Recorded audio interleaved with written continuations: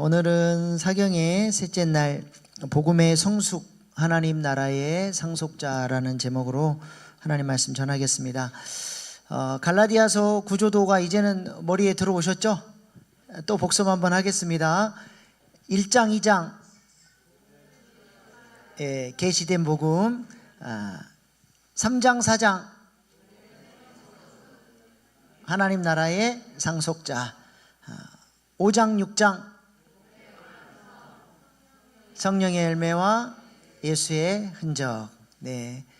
우리가 어제까지 해서 1장 2장 말씀을 나눴습니다. 사도 바울은 1장 2장에서 자기가 원수 되었을 때 하나님께서 어떻게 은혜로 기쁨으로 예수 그리스도를 자신에게 계시해 주셨는지를 자신의 간증을 통해서 복음의 부요함에 대해서 이야기한 다음에 이제 오늘 본문부터 3장 4장에서는 구약의 말씀을 근거로 해서 자신이 전한 복음이 참된 복음임을 변증합니다. 오늘 본문 3장은 사도 바울이 이 속사포처럼 갈라디아 교인들에게 5가지 질문을 던지고 있습니다. 마치 이런 것과 같아요. 아이가 학교도 매일 지각하고 학원도 숙제를 제대로 안 해가고 뺀질거리다가 결국 어느 날 사고를 쳤어요. 그래서 머리끝까지 화가 난 엄마가 속사포처럼 이제 막 질문을 쏟아놓는 거죠. 너 이렇게 행동하는 게 옳은 거야? 엄마가 너에게 몇 번이나 이야기했어. 도대체 정신을 언제 차릴래? 너 그렇게 계속 살 거야? 이런 식으로 지금 사도 바울이 갈라디아 교인들을 향해서 분노를 막 쏟아놓으며 질문을 던지고 있는 것이죠. 갈라디아서에 보면 사도 바울이 3번 이렇게 분노하게 됩니다. 좀 띄워주세요. 문안 인사를 하자마자 2번의 저주를 선포합니다. 다른 복음을 전하는 자들은 저주가 있을 것이다. 그리고 자신의 사도성과 복음의 진정성을 간증을 통해서 설명한 다음에 3장 1절부터 5절까지 5번의 수사적 의문, 5번의 질문을 던지는 거예요. 어리석은 갈라디아 사람들아, 너희가 은혜로 구원을 받았냐? 율법의 행위로냐? 은혜로 시작했다가 율법으로 마칠 것이냐? 그런 질문들을 5번을 던지고 구약을 통해서 또 특별히 아브라함의 예를 통해서 복음과 믿음의 우월성을 설명한 다음에 다시 한번 할례를 강조하는 사람들을 향해서 분노하며 쏟아놓다가 차라리 그렇게 할례가 너희에게 자랑거리라면 거세를 행해버리라고 큰 소리를 치죠.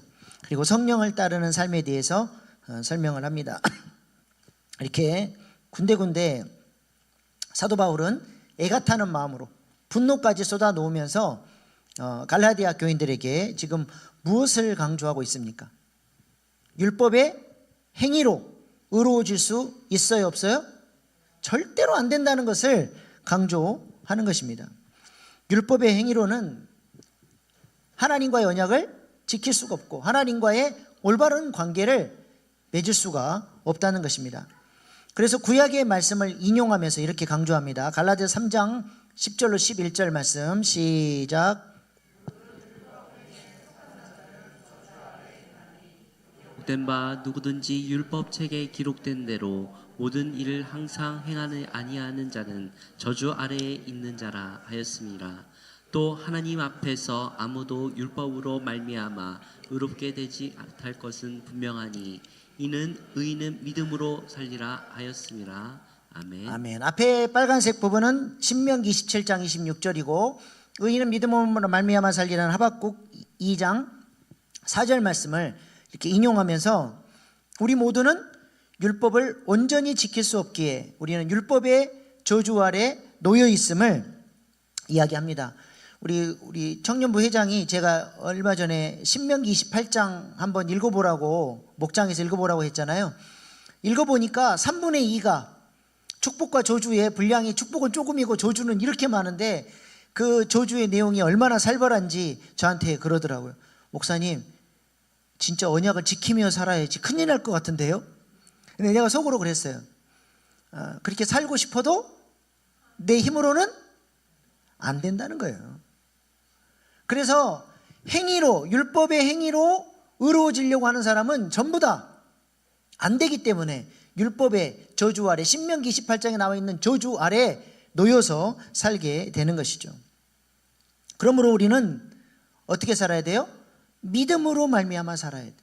예수 그리스도를 믿는 믿음으로 그리스도와 연합될 때 우리는 하나님께서 우리를 율법을 지키는 자로, 하나님과 올바른 관계를 맺는 자로 인정해 주셔서 하나님이 언약에 약속하신 하늘에 속한 모든 신령한 복을 우리에게 부어주신다는 것입니다.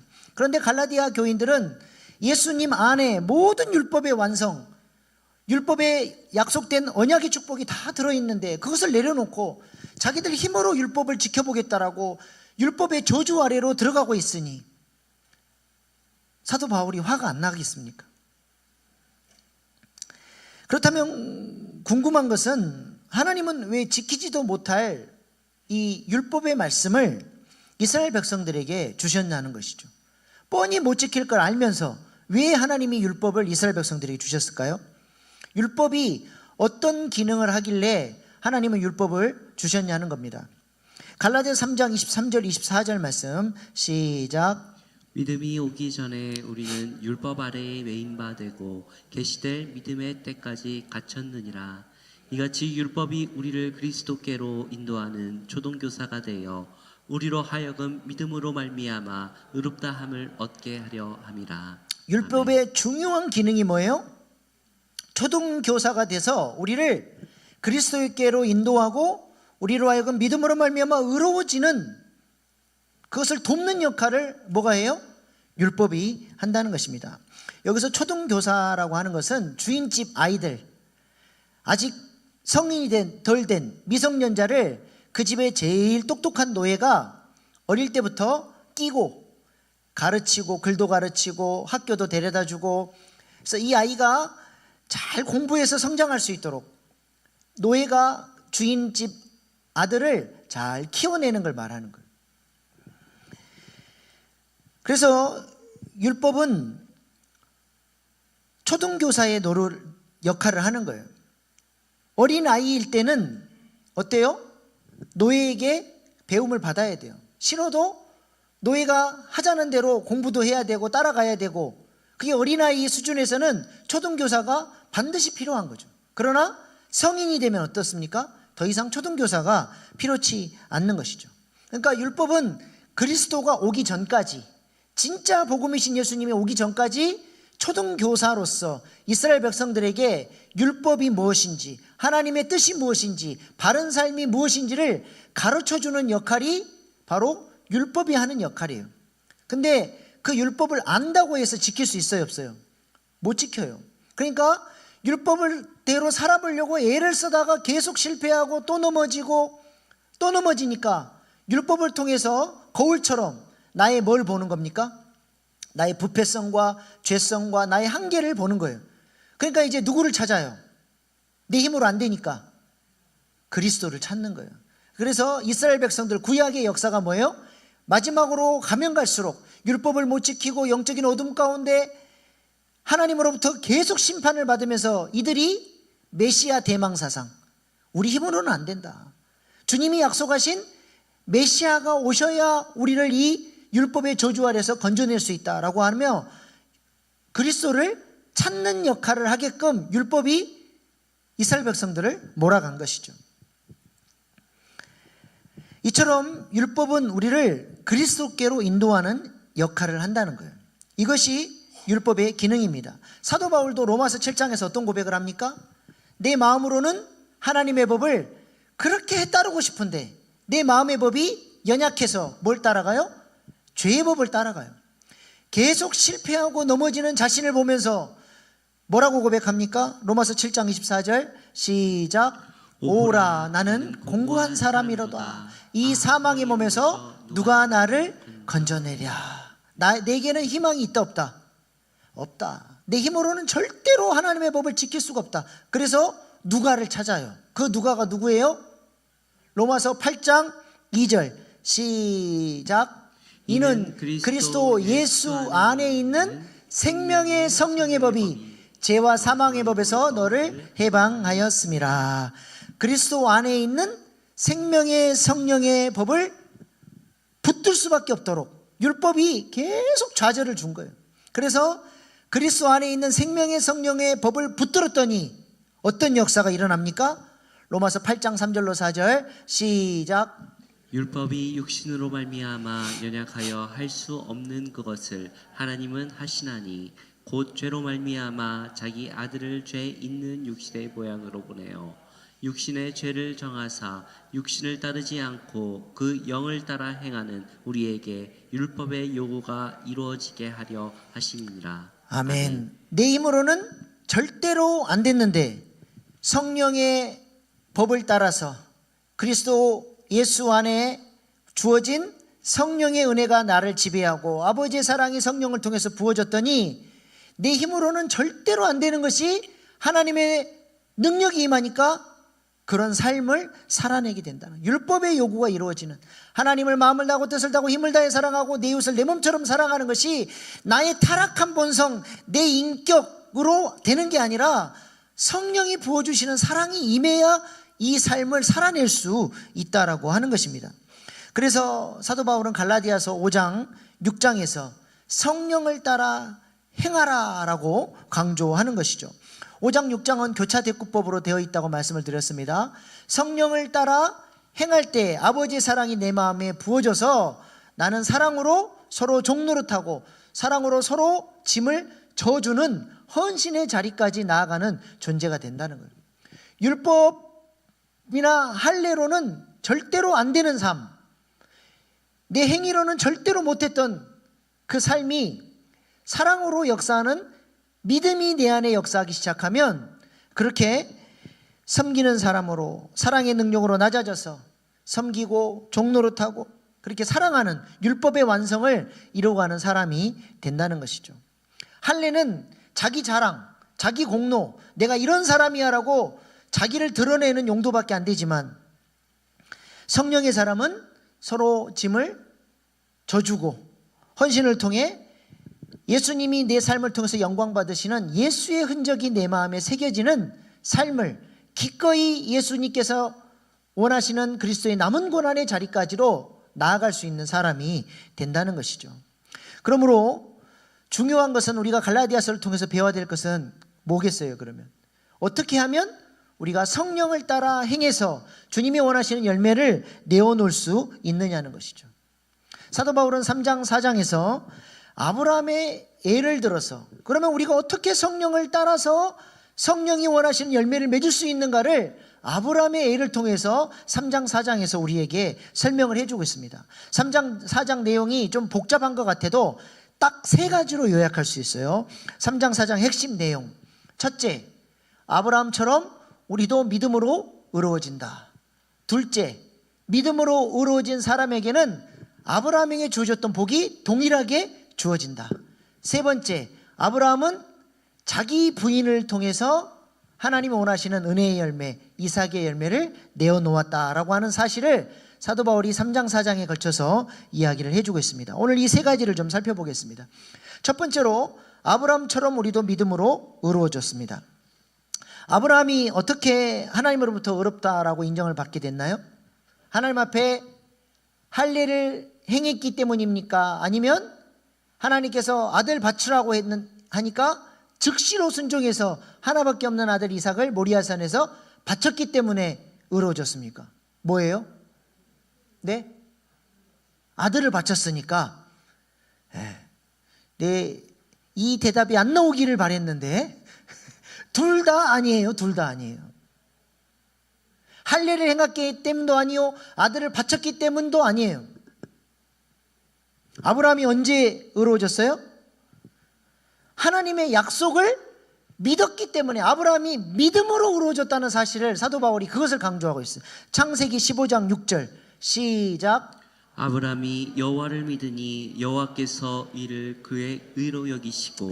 하나님의 약속, 하나님의 말씀을 믿었더니 그 믿음으로 말미암아 의롭게 여겨졌다라고 하는 거죠. 믿음으로 의가, 하나님의 의가 전가됐다는 것입니다. 그래서 갈라디아 3장 17절에도 이렇게 말씀합니다. 시작. 내가 이것을 말하노니 하나님께서 미리 정하신 언약을 341년 생긴 율법이 폐기하지 못하고 그 약속을 헛되게 하지 못하리라. 네, 무슨 말이에요? 아브라함이 어떻게 의로워졌냐라고 유대인들에게 지금 묻고 있는 거예요.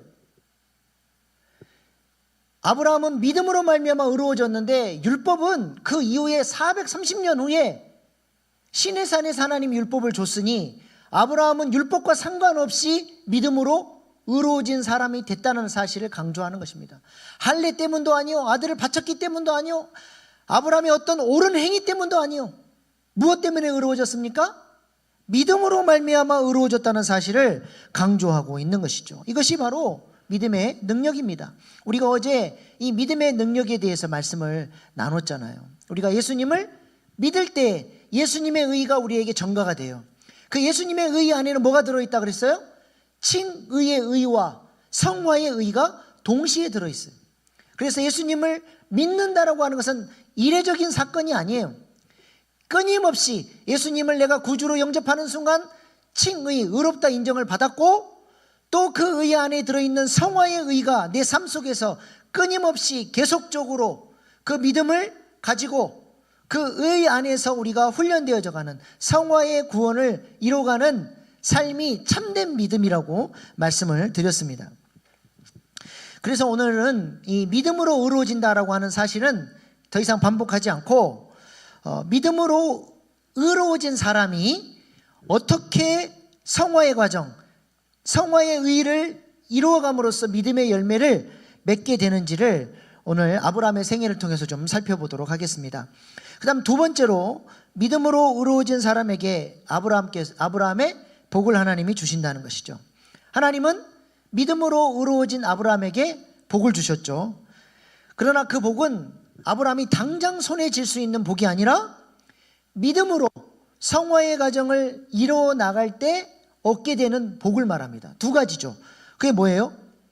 창세기 보면 하나님께서 12장, 13장, 15장, 17장, 22장 5번에 걸쳐서 반복적으로 하나님께서 내가 너에게 복 줄게 하면서 두 가지 복을 계속 약속하셔요. 그게 뭐예요? 첫 번째는 아브라함이 믿음으로 의의 생명을 얻었잖아요. 그 의의 생명이 생육하고 번성하고 충만해져서 큰 민족을 이룰 것이다. 선십의 역사가 일어날 것이다 라고 하는 것을 말씀하시고, 두 번째는 아브라함이 밟고 있는 땅을 하나님이 주신 능력으로 정복하고 하나님 나라를 세워가는 킹십의 복이 너의 삶 가운데 일어나게 될 것이다 라고 하나님이 비전을 주시죠.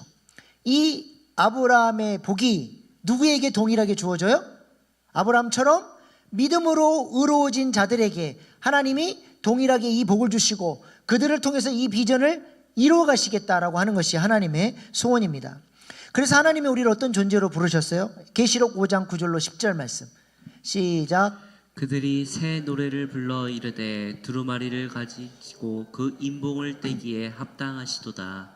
일찍이 죽임을 당하사 각 족속과 방언과 백성과 나라 가운데에서 사람들을 피로 사서 하나님께 드리시고 그들로 우리 하나님 앞에서 나라와 제사장들을 삼으셨으니 그들이 땅에서 왕 노릇하리로다 하더라. 아멘. 우리를 예수님의 피로 사서 의의 생명을 소유한 하나님의 자녀, 그래서 하나님께 드려진 하나님의 백성이 됐습니다. 그리고 나라와 제사장들을 삼았대요. 나라를 대표하는 존재가 누구예요? 왕이죠. 무슨 말이에요? 왕 같은 제사장으로 우리를 세우셔서 이 땅에서 왕 노릇하며 살도록 하나님께서 우리를 불러주셨다는 것입니다. 그래서 우리는 두 가지 사역을 위해서 부름을 받은 거예요. 첫 번째는 내게 주신 의의 생명을 전함으로써 그 작은 자가 천을 이루는 선십의 사역을 이뤄가야 되고, 내게 주신 기름 부으심, 그 성령의 능력을 가지고 죄와 사망 권세 가운데 신음하는 사람들을 건져내는 킹십의 사역, 왕같은 제사장의 사역을 감당하는 복된 인생으로, 이것이 복된 인생이래요.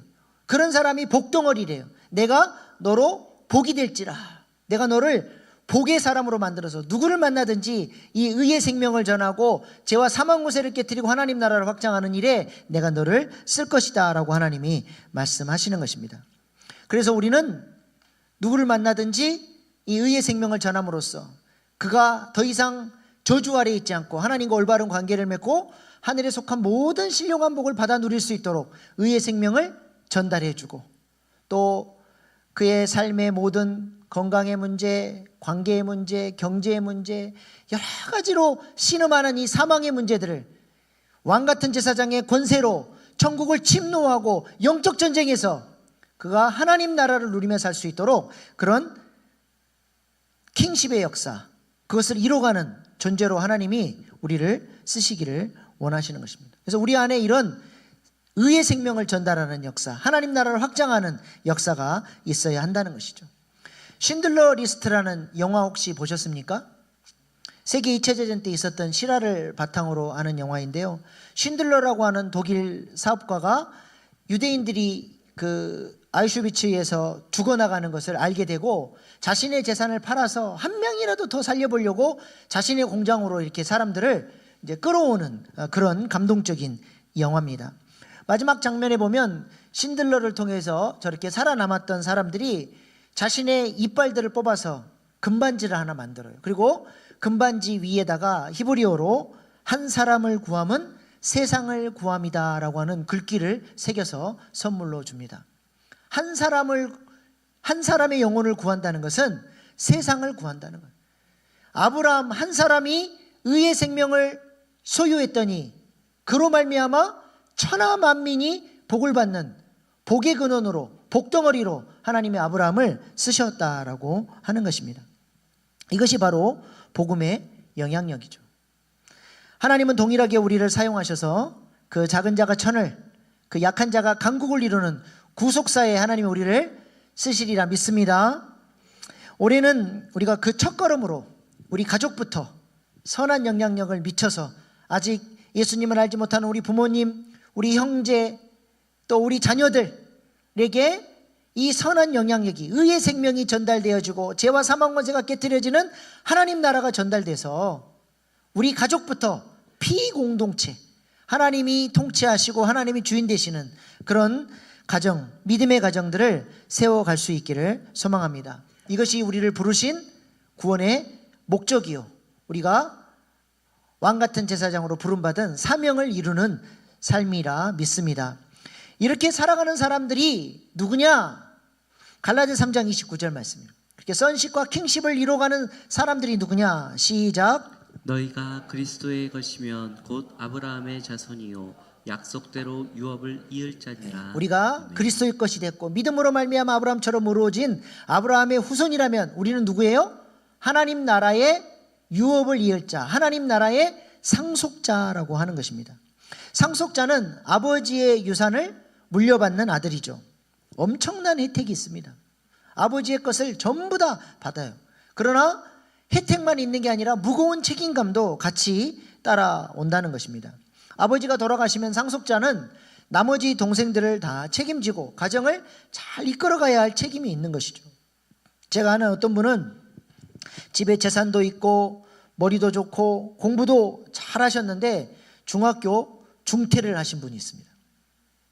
중학교 때 도시로 나가서 공부를 하다가 방학이 돼서 집으로 돌아왔더니 어머니 혼자서 종 2사람을 데리고 집안 농사를 이렇게 짓고 있었던 거죠. 와서 보니까 이 종놈들이 엄마가 모른다고 자기 집 재산을 야금야금 빼돌리고 있는 것을 알게 된 거예요.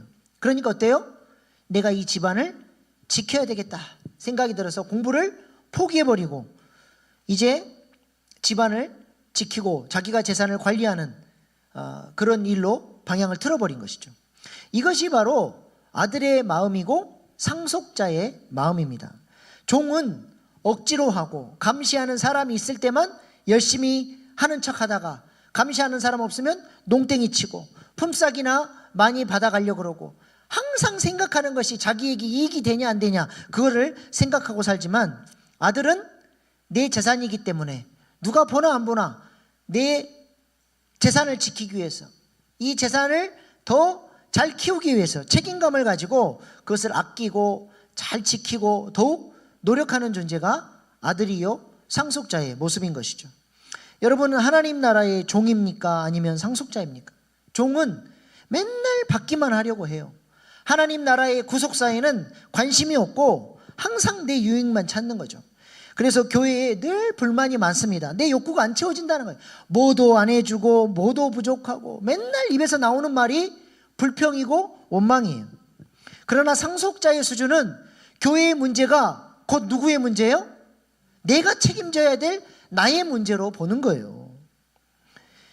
그래서 하나님 나라의 일을 위해서 내가 책임져야 될 부분들을 책임지고 수고하고 땀 흘리고 교회 일이 곧 나의 사명이고 그렇게 마땅히 기쁨으로 내가 해야 될 일들을 감당해 나가는 사람이 바로 하나님 나라의 상속자들이라고 하는 것입니다.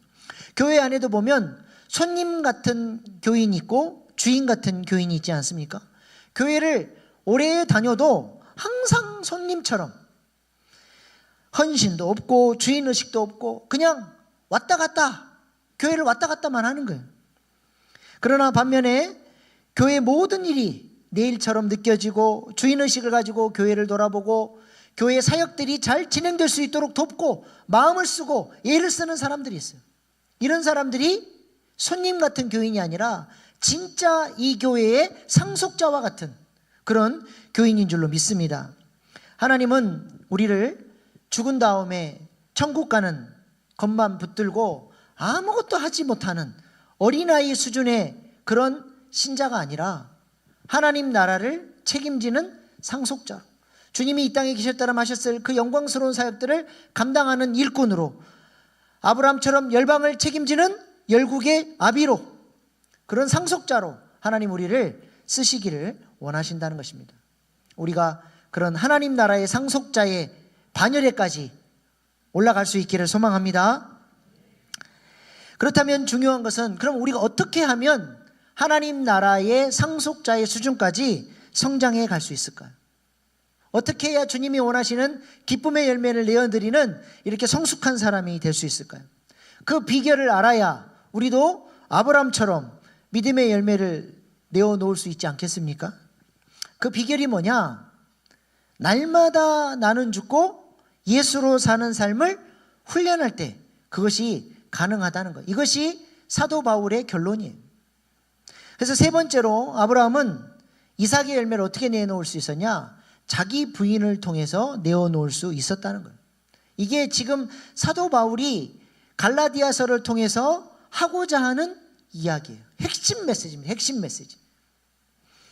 아브라함이 의의 열매인 이삭을 어떻게 낳을 수 있었습니까? 75세에 하나님께서 아들 주겠다고 약속을 했어요. 근데 몇 년 만에 그 아들이 태어났나요?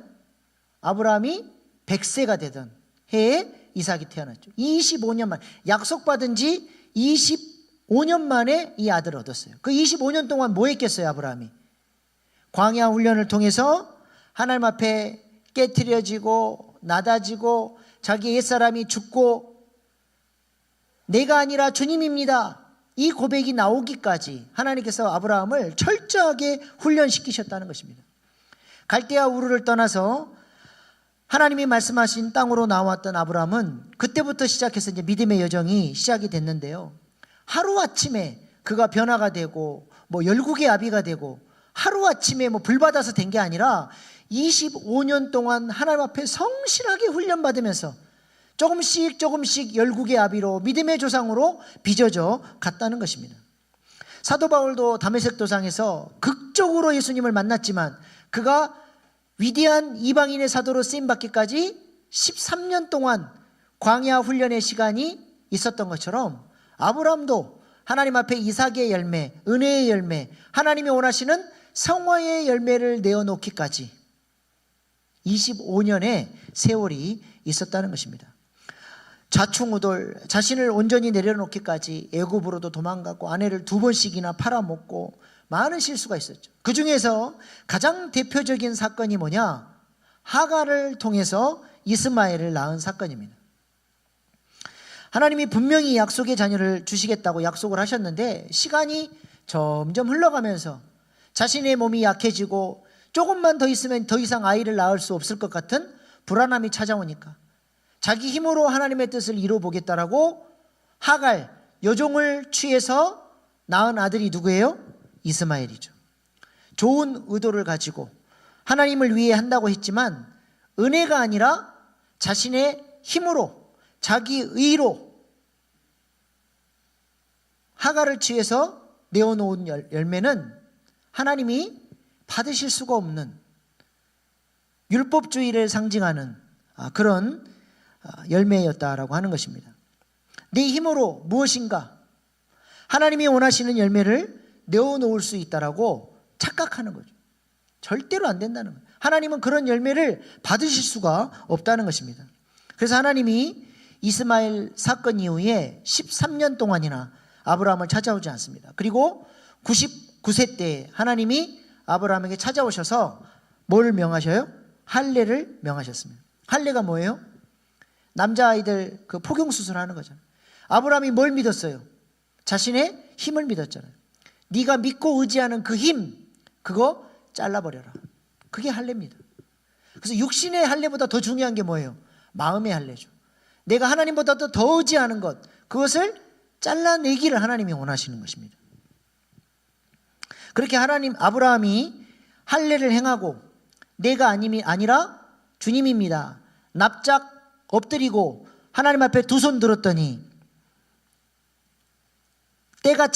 드디어 때가 참에 하나님이 천사들과 함께 찾아오셨죠.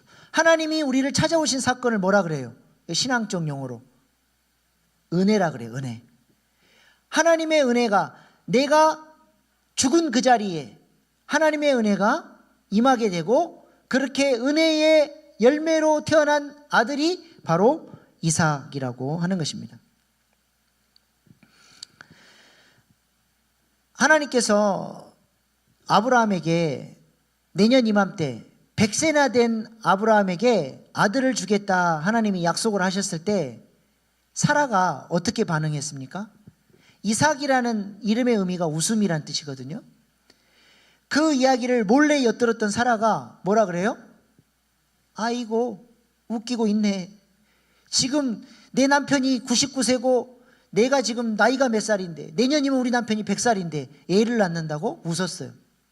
근데 하나님께서 아브라함도 안 되고 사라도 안 되고 완전히 인간적인 소망이 끊어진 그 순간에 은혜가 임하니까 이삭의 열매가 맺혀진 거예요. 그래서 이삭이 웃음이에요. 말도 안 되는 역사, 말도 안 되는 은혜의 역사로 말미암아 태어난 아들이 이삭이라는 의미입니다. 하나님이 100세까지 기다리신 거예요. 왜요? 아브라함이 두 손 들 때까지. 내 힘이 아니라 전적인 하나님의 은혜입니다 고백할 때까지 하나님이 그것을 기다리신 거예요. 그리고 아브라함이 딱 꺾였을 때 하나님의 은혜가 아브라함에게 찾아온 것입니다. 그러므로 아브라함이 이삭을 낳기 위해서 한 게 뭐가 있습니까? 한 게 없어요. 은혜를 그냥 기다린 거죠. 나는 안 됩니다. 자기를 부인했더니 하나님께서 은혜의 열매를 주셨다는 것입니다. 그러므로 이삭을 낳아놓고 아브라함이 자기 공로를 주장할 수 있어요, 없어요? 자기 공로가 전혀 없는 거예요. 자기 공로를 주장할 수 없는 거죠. 전적인 하나님의 은혜입니다. 하나님 영광 받으십시오. 이건 하나님의 작품입니다. 고백할 수밖에 없다는 것이죠. 그런데 오늘날 교회 안에서는 어떤 일들이 일어나고 있습니까? 이스마엘의 열매가 많이 맺혀지는 것 같아요? 이삭의 열매가 많이 맺혀지는 것 같아요? 교회의 개척 공신이든지 교회에 큰 공로를 세운 사람들이 나중에 보면 오히려 교회에 걸림돌이 되는 경우가 참 많습니다. 왜 그래요? 왜 그렇습니까? 내가 했다는 거예요. 내가 이 교회를 위해서 내가 얼마나 헌신을 했는데, 내가 이 교회를 위해서 쏟아부은 게 얼만데 자기 공로를 주장해버려요. 그래서 내가 생각하는 것만큼 교회로부터 대우를 못 받으면 억울하고 화가 나고 분노가 일어나는 거예요.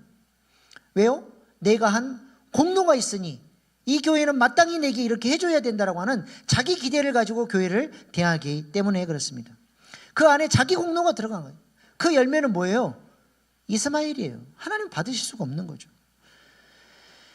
내가 한 것이 아니라 주님의 은혜 때문입니다. 이 고백이 나와야 되는데 이 고백이 안 나오는 거죠. 자꾸 내 이름이 드러나야 되고 내가 했다는 것이 인정받아야 하는 것입니다. 그래서 주를 위해서 수고했다고는 하지만 하나님이 그 열매를 기쁘게 받으실 수가 없고, 주님 앞에 섰을 때 하나님 나는 이것도 하고 저것도 하고 교회를 위해서 이렇게 많이 헌신했는데, 근데 주님 뭐라 그래요? 난 너 모른다.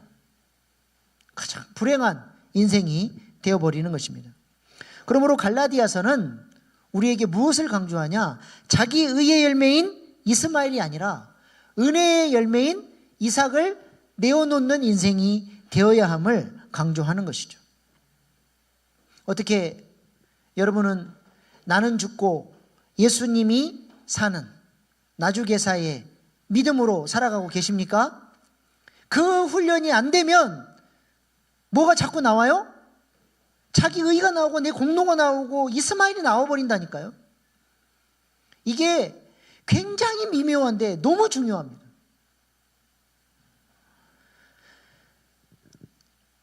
이러한 은혜 없이 교회에서 열심을 내다보면 전부 율법주의에 빠져버리는 것이죠.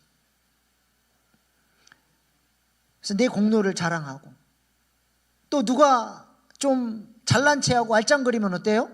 그 인간이 그렇게 꼴보기 싫고, 어느 순간 내 힘으로 섬기다가 어떤 사건이나 번아웃이 오면 싹 때려쳐버리고, 나 더 이상 교회 일 안 해. 해봤자 뭐 맨날 상처만 받고, 그러면서 멀어져 버려요. 전부 자기 의의 열매, 이스마엘의 열매들입니다. 아브라함의 집안도 자기 의의 열매인 이스마엘이 태어나니까 그 믿음의 집안이 어떻게 됐습니까? 하갈은 자기 공로를 내세우면서 사라를 무시하기 시작했죠.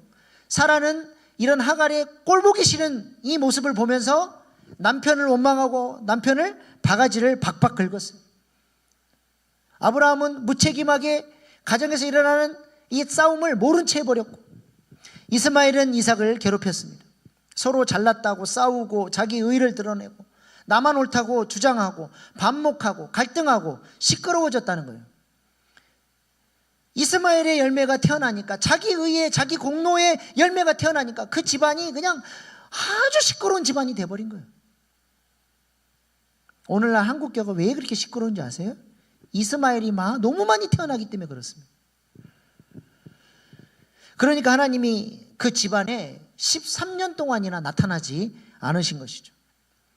하나님의 뜻 이루겠다고 열심을 내서 하갈을 통해 이스마엘을 낳았는데 하나님은 이 열매에 관심이 없다는 것입니다.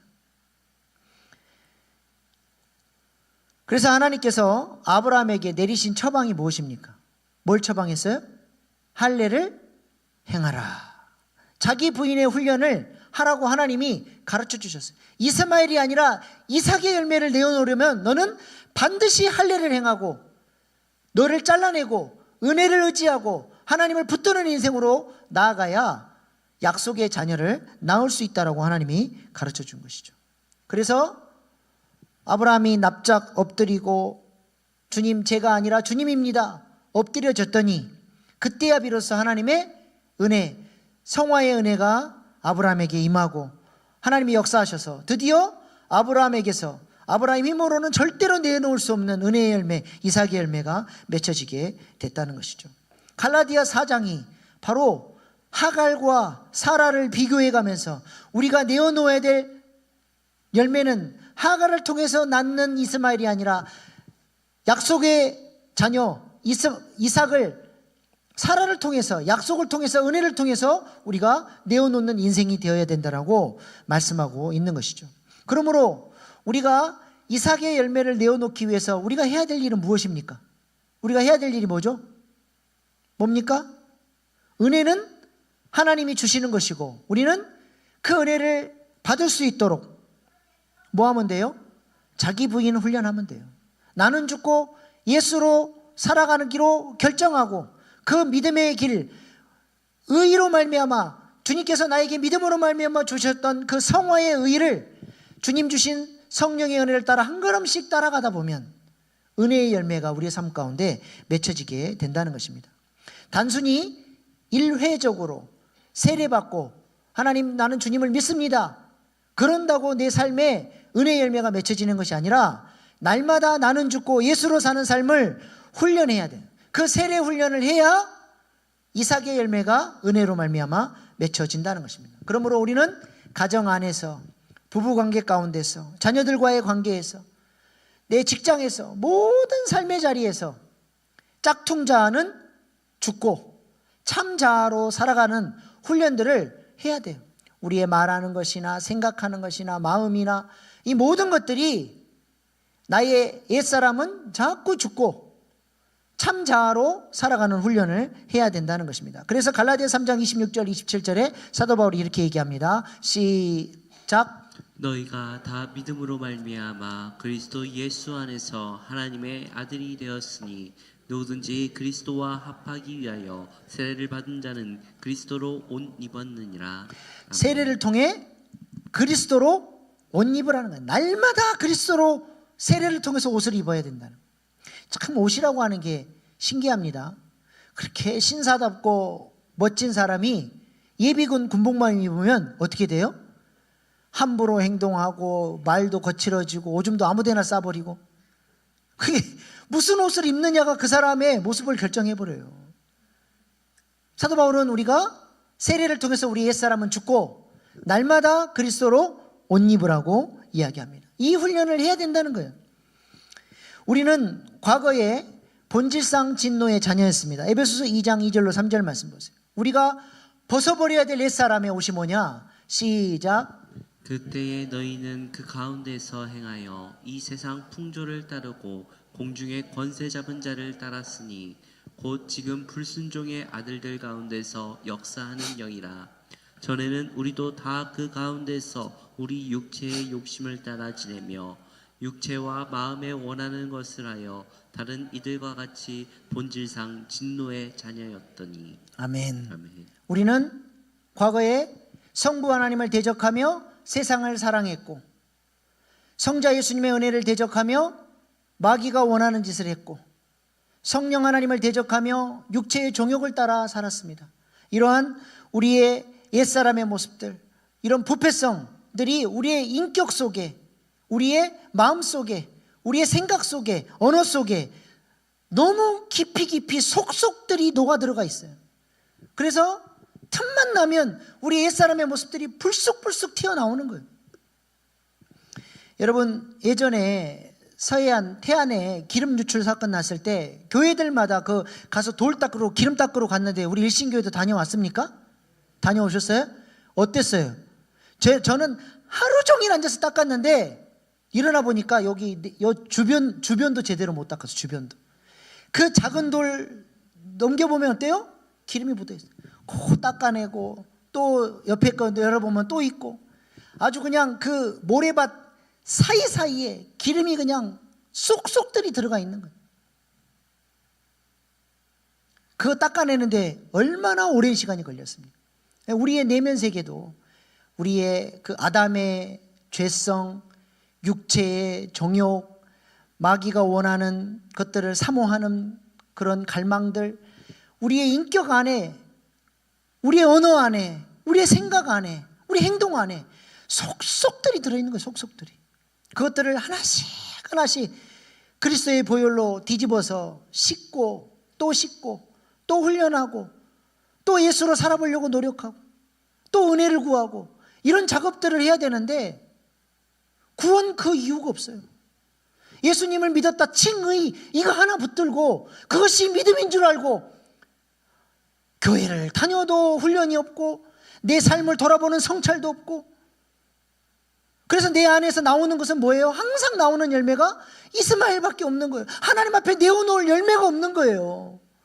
갈라디아 교인들을 향해서 사도 바울이 그 사실이 너무 안타까워서 그 사실을 지금 강조하고 있는 거예요. 그리스도로 옷 입어야 된다. 세례를 통해서 속속들이 우리의 삶을 씻어야 된다. 그래서 우리가 옛자아를 죽이고 그리스도로 옷 입기 위해서 제가 여러분들에게 말씀드렸던 훈련이 뭐가 있습니까? 아침에 눈 뜨자마자 뭐를 선포해요? 원복을 선포하는 거예요. 예수님의 십자가의 은혜를 믿음으로 바라보며 눈 뜨자마자 하나님, 오늘도 예수 그리스도의 십자가를 제 영혼에 덮습니다. 나는 죽고 예수로 살아가는 오늘 하루 되어지게 하십시오. 내 죄성은 죽고 그리스도로 살아가게 하여 주십시오. 부활하신 예수님을 바라봅니다. 내가 부활하신 예수님과 함께 거듭난 존재임을 선포합니다. 오늘도 새 사람으로 능력 있게 살아가게 하여 주시옵소서. 승천과 함께 오늘도 하나님이 나를 왕의 권세를 가진 하나님 나라의 상속자로 세우신 줄로 믿습니다. 제가 누구를 만나든 지지하고 격려하고 살리고 기도해주고 축복해주고 그렇게 오늘 하루도 왕의 자녀로 살게 하여 주십시오. 내가 오늘 하루 어떻게 살아야 하는지 분명한 방향성을 선포하고 하루를 시작하는 거예요. 저번에 우리 영신자매 아버지 오셔가지고 그분도 아침에 눈 뜨자마자 한대요. 그분은 약식으로 하시더라고. 어떻게 해요? 눈 뜨자마자 예수님 사랑합니다. 하나님 감사합니다. 성령님 오늘도 저와 교통하여 주십시오. 좋은 방법이에요. 오늘 하루는 내가 어떻게 살 것인가를 벌써 딱 하루를 시작하는 순간에 내 삶의 방향성을 딱 정하고 시작하는 거죠. 그리고 하루를 마치고 나서는 내 자신을 성찰하는 거예요. 저널링, 일기를 통해서 오늘 하루는 내가 죄에 대해서 어떻게 반응하고 어떻게 이겼는지, 나도 모르게 넘어진 것은 없는지 돌아보고 회개하고, 오늘 하루는 내가 옛사람으로 살진 않았는데 자기 부인했는지, 피의 증거, 물의 증거, 성령의 증거를 보는 거예요. 오늘 하루는 내게 주신 성령의 능력으로 그 사랑으로 누구를 섬기고 그리스도의 흔적으로 헌신하고 살리는 일에 쓰임받았는지, 피의 증거, 물의 증거, 성령의 증거를 돌아보면서 오늘 하루도 하나님 앞에서 점검하고 내가 무엇을 위해서 살아야 되는지 그것을 점검하면서 날마다 나는 죽고 예수로 사는 삶을 훈련해 갈 때 그런 사람이 하나님 나라의 상속자로 세워지는 것이고 하나님이 원하시는 이삭의 열매를 내어놓는 하나님의 사람이 되는 것입니다. 그러므로 교회가 성도들에게 무엇을 도와줘야 하겠습니까? 성도들로 하여금 은혜 받게 하고 예수 믿게 하고 천국의 소망을 붙들게 하는 것도 중요하지만 이제는 구원 그 이후에 이들이 어떻게 성화되어져 갈 것인지, 어떻게 구원 그 이후에 열매를 맺어갈 것인지를 교회가 도와줘야죠. 아무런 삶에 도움을 안 줘버려요. 방치해버려, 방치. 그거는 가정이 아닙니다. 교회는 영적인 가족이에요. 그거 어떻게 사는지. 우리가 옛날에 그런 말들 했잖아요. 어르신들이. 애들은 태어나면 지들이 알아서 큰다. 아주 나쁜 말이에요. 애가들 태어나면 지들이 어떻게 커요? 그렇게 방치해버리면 애가 그 사랑 못 받은 그 허전한 가슴 때문에 일평생 헤매고 살아요. 사랑으로 잘 키워야 돼요. 마찬가지 교회 안에서도 성도들을 사랑으로 잘 양육해야 됩니다. 그래서 대그룹으로만은 안 되고 뭐가 필요해요? 그래서 목장이 필요해요. 소그룹이 필요한 거예요. 그래서 영적 아비들이 이들의 삶을 도와주고 이들의 삶에 속속들이 들어가 있는 옛사람의 구조들을 씻어주고 훈련할 수 있도록 함께 저널링을 하고 함께 원복을 선포하고 어떻게 신앙의 생활을 하고 있는지를 돌아보고 그렇게 함께 가야 하는 것입니다. 그래서 우리 몸 안에 완전히 새로운 구조, 성부 하나님을 왕으로 성자 예수님의 은혜를 따라 성령의 인도를 따르는 사람이 될 수 있도록 머슬 메모리, 제가 저번에 한번 영상 보여드렸죠. 그 치매 걸린 할머니가 막 그렇게 하시잖아요. 이게 완전히 그냥 몸에 탁 이겨버린 그 머슬 메모리가 장착될 때까지, 예수로 사는 삶을 완전히 훈련할 때까지 끊임없이 함께 훈련해 나가는 것이 교회 공동체의 역할입니다. 오늘 이 시간에도 여러분이 이 말씀을 듣고 아멘 하고 가면 무슨 변화가 있습니까? 저 문 열고 나가는 순간 그 뒤로 무슨 저널링을 씁니까? 무슨 원복을 선포합니까? 나는 죽고 예수로 사는 삶을 훈련합니까? 오늘 여기서 아멘 아무리 백날 해봤자 문 열고 나가는 순간 나는 옛날 모습 그대로 살아버리면 나는 또 아무런 변화 없이 옛 모습 따라서 또 이스마엘 내어놓고 나가 잘난 줄 알고 내가 의로운 줄 알고 목소리 키우면서 함부로 정죄하고 판단하면서 그렇게 살아가는 거예요. 변화되는 게 그렇게 쉬운 일이 아닙니다.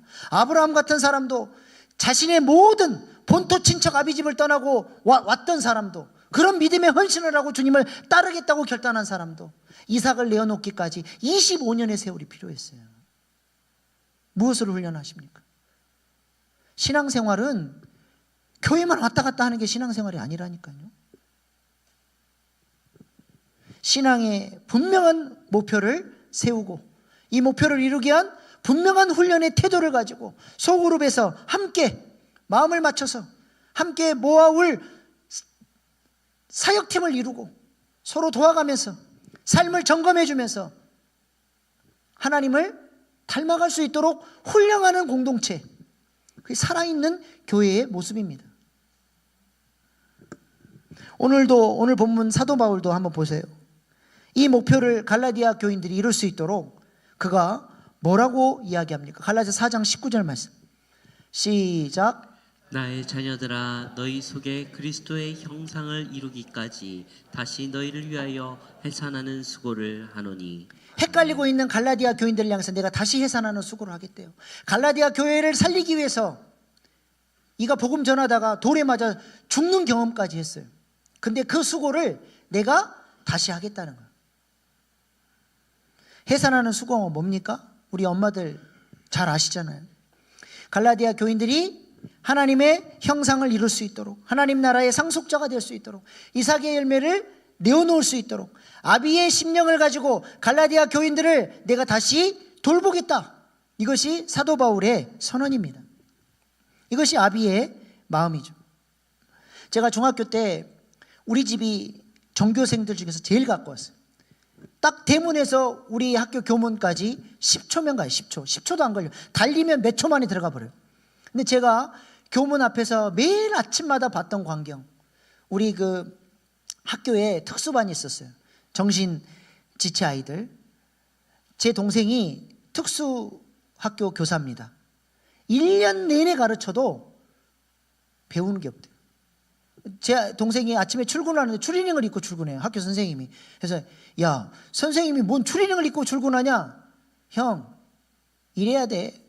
수업하다가 누가 똥 싸면 데리고 손잡고 가서 목욕시켜가지고 옷 갈아입혀서 데리고 와서, 또 수업 좀 해보려면 누가 똥 싸면 또 데리고 가서 목욕시켜서 데려오고. 1년 내내 가르쳐도 학업에 무슨 뭐 이렇게 진보가 있어야 가르치는 사람도 재미가 있죠. 배우는 게 하나도 없대요. 근데 그런 아이를 학교에 보내려고 하는데 얘는 안 간다 그래요. 안 간다고 버티고 엄마는 보내려고 하는데 아침마다 울어요. 아이를 막 울면서 막 밀어 넣는 거예요. 그 아이가 학교 오면 뭐 배우는 게 있습니까? 배우는 거 하나 없어요. 근데도 엄마는 어미의 심정으로 어떻게든 학교를 보내서 우리 아이가 하나라도 배웠으면 좋겠다고 보내는 마음, 그것이 아비의 마음, 어미의 마음 아니겠습니까? 우리 교회 안에도 이런 목자들이 좀 일어났으면 좋겠습니다. 목장의 철학, 목장의 DNA를 이해를 못해요. 목장이 그냥 몇 명 모여가지고 지난주에 어떻게 살았어? 잠깐 이야기하다가 끝나버리는 그 정도 수준으로 목장을 이해하고 있으니 목장 안에서 성화의 훈련들이 안 일어나고 이삭의 열매를 맺는 그런 영적인 공동체가 안 일어나니까 3년을 얘기했는데도 이해를 못해요. 목장 리더들도 이해를 못해요. 목장은 친교하는 데가 아닙니다. 영적 아비가, 영적 어미가 그 영혼들을 품고 기도하고 이 사람들이 주님이 원하시는 성화의 열매를 맺어갈 수 있도록 돕고 기도하고 함께 더불어서 훈련하면서 격려하면서 함께 영적 공동체를 이뤄가는 그런 공동체가 목장이에요. 껍데기로 만나는 그런 교회 말고 영혼과 영혼이 만나고 자신의 영혼의 깊은 어려움, 자신의 영혼에 누구에게도 말하지 못했던 것들을 털어놓고 얘기할 수 있는 그런 관계. 새벽 2시에도 자신의 삶에 큰 문제가 터졌을 때 서슴지 않고 기도할 수 있는 목자가 있는 공동체, 내게 그런 연락을 해줄 수 있는 양이 있는 공동체, 그 공동체가 여호와의 군대와 같은 공동체입니다. 그것이 교회예요. 몇 명 모였다가 교회가 아니라 이 생명으로 연결된 공동체가 있어야 교회가 되는 것이죠.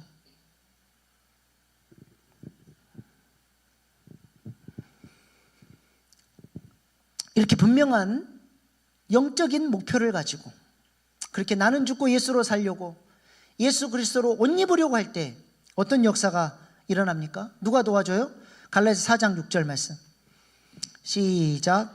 너희가 아들임으로 하나님이 그 아들의 영을 우리 마음 가운데 보내사 아빠 아버지라 부르게 하셨느니라. 누가 도와줘요? 누가 도와줍니까?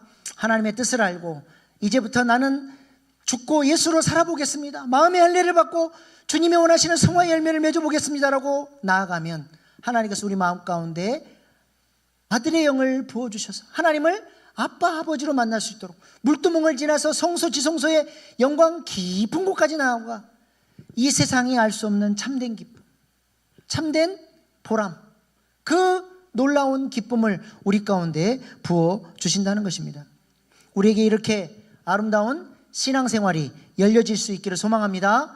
물두멍을 지나 아버지의 영광 가운데로 나아가 이제는 그 영광을 머금은 대제사장이 돼서 영문 밖으로 나가 그리스도의 편지로 향기로 주님이 이 땅에 계실 때로 하셨을 그 영광스러운 사역들을 감당해내는 하나님 나라의 상속자로 우리가 세워져 갈 수 있기를 소망합니다. 이것이 갈라디아서를 통해서 사도 바울이 그토록 전하고 싶었던 복음의 핵심입니다. 우리가 이 말씀을, 이 메시지를 굳게 붙들고 우리에게도 이삭의 열매가 나타날 수 있도록 그렇게 나는 죽고 예수로 사는 삶을 훈련해 나가는 저와 여러분 될 수 있기를 소망합니다. 기도하겠습니다.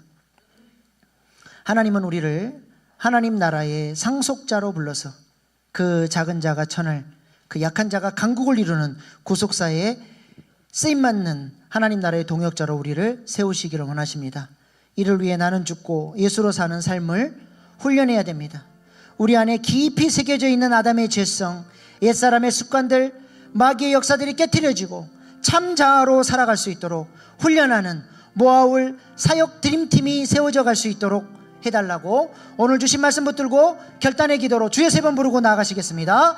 주여, 주여, 주여.